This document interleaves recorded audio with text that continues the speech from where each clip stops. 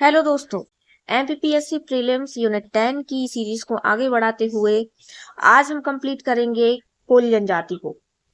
तो कोल जनजाति कहाँ पाई जाती है, क्या उनके पर्व उत्सव है, कैसी वो वस्त्र आभूषण पहनते हैं, ये सारी चीजें आज हम देखेंगे। और आपने मेरे चैनल को अभी तक सब्सक्राइब नहीं किया है तो सब्सक्राइब कर लें और वीडियो को ज्यादा से ज्यादा शेयर करें ताकि ये सभी लोगों तक पहुंच सके। तो चलिए स्टार्ट करते हैं। सबसे पहले हम परिचय देखेंगे। तो यह मध्य प्रदेश की तीसरी सबसे बड़ी जनजाति है। इसके पहले हम भील और गोंड पढ़ चुके हैं। तो पहली भील थी, उसके बाद गोंड, अब है तीसरी सबसे बड़ी कोल जनजाति। कोल मुंडा समूह की अत्यंत प्राचीन जनजाति है। यह ऑस्ट्रिक परिवार की जनजाति है जिसे मैक्स मूलर ने कोल या कोलेरियन कहा है। इसकी उत्पत्ति रामायण और महाभारत से मानी जाती है। रामायण में जो शबरी थी वो कोल जनजाति से ही संबंधित है। इसके अलावा इनके जो पूर्वज हैं वो मुंडा, संथाल, हो, बिहोर, भूमिज, उराव और कोड़ा है। इसके बाद रीवा के त्योंथर में कोल राजाओं की गढ़ी मानी जाती है। और कोल जनजाति के अन्य नाम जो है वो है कोलरिया, भंडारी, और कोयले की खदानों में काम करने के कारण इनका नाम कोल पड़ा। तो ये सारी चीजें आपको याद रखना है। अब कोल जनजाति मध्य प्रदेश के बघेलखंड क्षेत्र में, ये इस साइड वाला बघेलखंड क्षेत्र कहलाता है, तो यहाँ पर पाई जाती है। यहाँ पर रीवा, सतना, सीधी, सिंगरौली, शहडोल, इसके अलावा जबलपुर, राजगढ़ और मंडला में भी कोल जनजाति देखने को मिलती है। मुख्यतः आपको रीवा जिले में देखने को मिलेगी।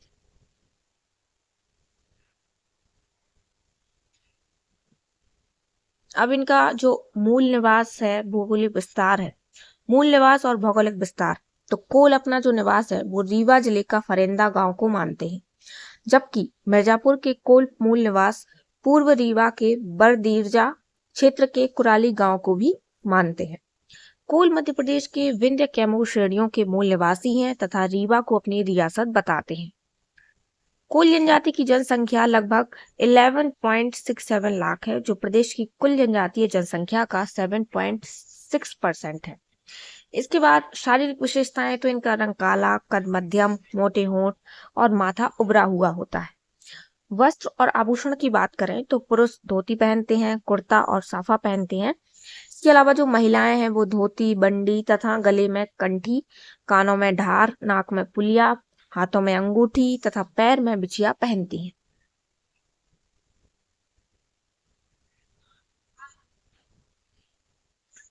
इनकी उपजातियां और गोत्र की बात करें तो कोल जनजाति की दो मुख्य उपजातियां हैं, रौतिया और रीतले। इसके अलावा रउतिया, दशौरा, कगवारिया, कठौतिया, मवासी, रेवरिया, ये भी इनकी उपजातियां हैं। तो में कुर, करी, कुल या बाण को इनके गोत्र माना जाता है। कोलों में मुख्य उपवेदों या गोत्र की जो संख्या है वो 7 मानी गई है, जो मध्य प्रदेश के सतना, शहडोल, रीवा, सीधी, जबलपुर में निवासरत है। परिवार की बात करें तो कोल जनजाति के परिवारों में पुरुषों को प्रधानता दी जाती है। परिवार एकल और संयुक्त दोनों प्रकार के होते हैं। महिलाओं का स्थान भी महत्वपूर्ण माना गया है। सामाजिक संगठन की बात करें तो पंचायत को गोहिया, मयारी बोला जाता है। पंचायत के मुखिया को मुकद्दम या गोटिया बोला जाता है। और इनके यहाँ जो दंड देने की प्रथा है उसे कोदई भाजी कहते हैं। सामाजिक संगठन में मुखिया या चौधरी, चौधरी जो होता है वो प्रशासनिक अधिकारी होता है। मुकद्दम, बरुआ जो होता है वो धार्मिक नेता होता है। इसके बाद भुइयार, ओझा, पंडा, देवार, न्यूतिया और महतो का भी महत्वपूर्ण स्थान है। तो इसमें आपको ये इनके जो भी मुखिया हैं ये आपको जरूर याद रखने हैं। इसके अलावा आपको इनकी जो उपजातियां हैं वो मोस्टली याद रखनी है।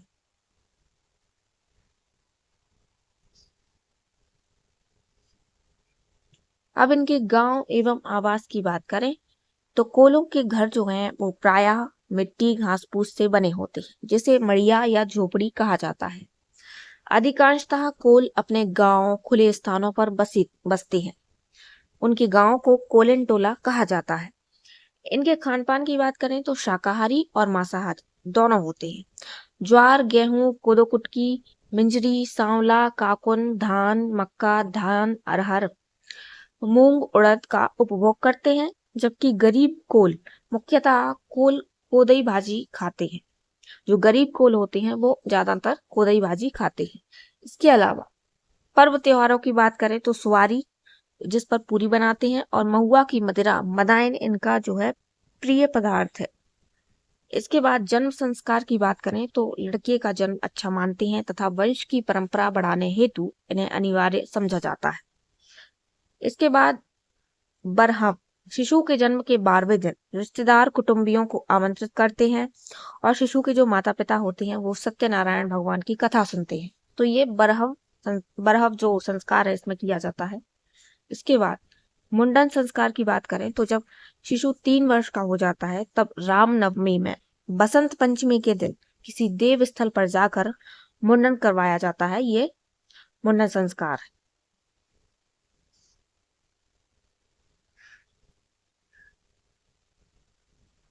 अब इनमें कौन कौन सी विवाह प्रथाएं हैं? तो कोल जनजाति में बहु विवाह प्रथा पाई जाती है। इनमें वधु मूल्य का प्रचलन नहीं है। कोल जनजाति में मंगनी विवाह, राजी बाजी विवाह, विधवा विवाह, मंगनी विवाह को सर्वश्रेष्ठ मानते हैं। मांगर माटी के दिन से विवाह का शुभारंभ हो जाता है। इस दिन महिलाएं और कुंवारी कन्याएं गीत गाती हुई सिर पर बांस की 5-7 टोकनी लेकर मांगर माटी लेने जाती हैं। कलात्मक विवाह स्तंभ, मध्य प्रदेश की अनेक जनजातियों में विवाह मंडप के नीचे आंगन में विवाह स्तंभ लगाने की परंपरा है। विवाह स्तंभ को मगरोहन, खाम खाम साजन, मूड़ा या खूंटा भी कहते हैं। मगरोहन लकड़ी से निर्मित मांगलिक प्रतीक चिन्ह होता है। इसके बाद संस्कार, तो कोल जनजाति में जो मृत्यु संस्कार है उसमें मृत्यु के बाद शव को जलाने और दफनाने, इसके अलावा जलदाग देने की प्रथा है। इसमें स्नेही स्तंभ का महत्व है। यह कोल जनजाति में मृतकों के प्रति सम्मान का प्रतीक है।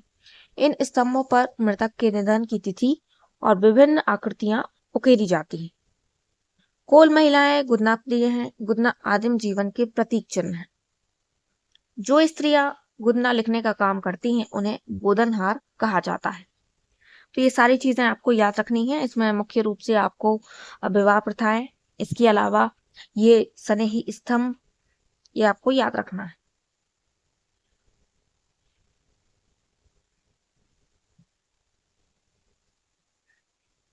अब पर्व और त्योहार पर्व उत्सव त्योहार की बात करें तो हरियाली अमावस्या सावन के महीने में, नागपंचमी, जन्माष्टमी, हरतालिका तीज, नवदुर्गा, खिचरहाई यानी कि मकर संक्रांति, होली, नवाखानी, ये सारे त्योहार हैं। धार्मिक जीवन की बात करें तो किसी भी संकट में अपने देवी देवताओं गुनिया, पंडा, बरुआ की शरण में जाते हैं। देवी देवता की बात करें तो ठाकुर देव, ये ग्राम देवता है। बड़का देव, गांव की पूर्व दिशा में बड़का देव का स्थान रहता है। अहीर बाबा की बात करें तो नवदुर्गा में इनका पूजन किया जाता है। घासी घमसान की बात करें तो कोलों के ये पूर्वज हैं। वर्ष में एक बार इनकी पूजा की जाती है। महुआ, आम, नीम, बट वृक्ष के नीचे पश्चिम दिशा में घासी घमसान का चौतरा होता है। इसके अलावा वनसती देवी भी इनकी देवी हैं और शारदा माई की भी पूजा करते हैं। जादू टोना की बात करें तो तंत्र मंत्र झाड़ फूक में अधिक विश्वास करते हैं। ये बुइयार, पंडा, गुनिया, ओझा झाड़ फूक के विशेषज्ञ होते हैं। नृत्य गान की बात करें तो कोल दहका पारंपरिक नृत्य और सर्वप्रिय नृत्य है इनका कोल दहका। कोल दहका का अर्थ है कोलों का दहकना। अति उत्साह और उमंग आनंद के साथ इसमें नृत्य किया जाता है कोल दहका में। इसके बाद कहरा नृत्य, तो इसका जो प्रचलन है वो बघेलखंड क्षेत्र में है। कोलों के अलावा बारी जाति में भी यह प्रचलित है और इसमें स्त्री और पुरुष दोनों अलग अलग शैली में नाचते हैं। तो कोल दहका और कहरा नृत्य ये दोनों आपको याद रखना है।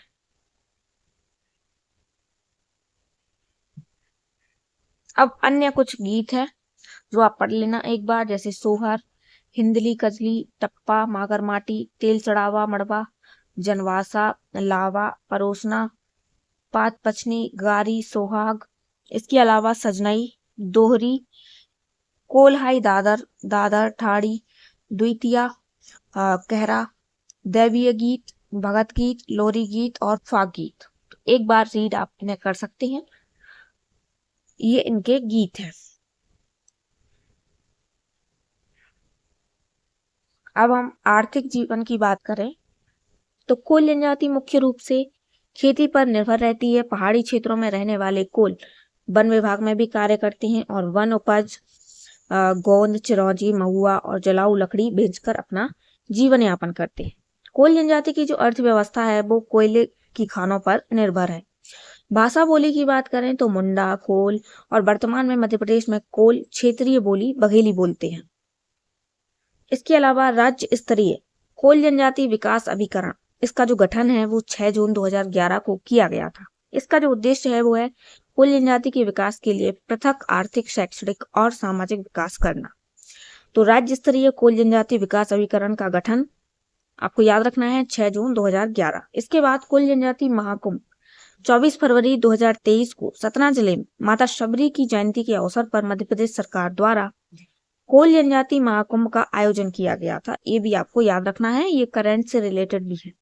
अब मैं आपको बता रही हूँ कि यदि आपको नोट्स बनाने हैं जनजातियों के तो आप किस तरीके से बना सकते हैं। ये मैंने पहले भी बताया है और मैंने अपने नोट्स भी दिखाए थे पहले वीडियोस में।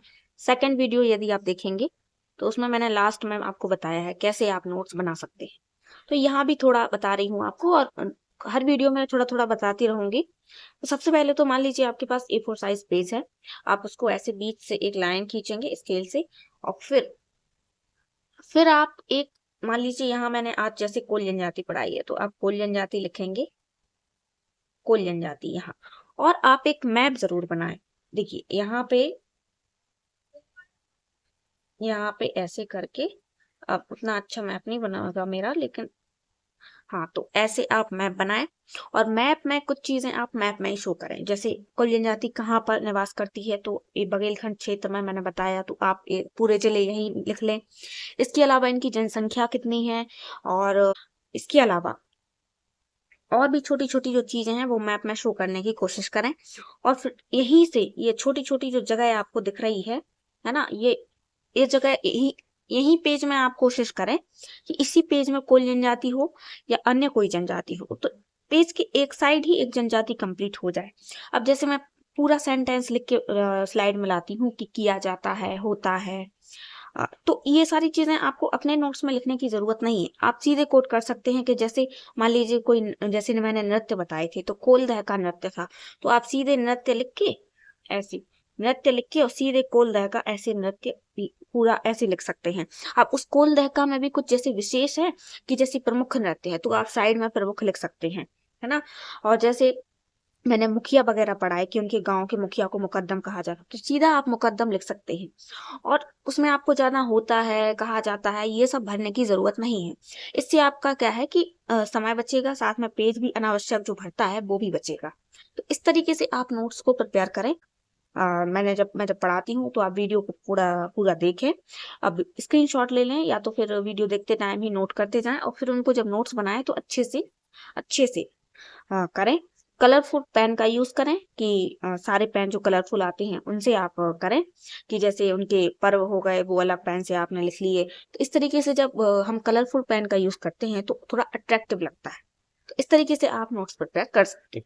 तो ये हमने आज बात की कोल जनजाति के बारे में। आप वीडियो को अच्छे से देखें और फिर इसके MCQ लगाएं कि कितने प्रश्न इस वीडियो से कवर हो रहे हैं और आपसे बन रहे हैं।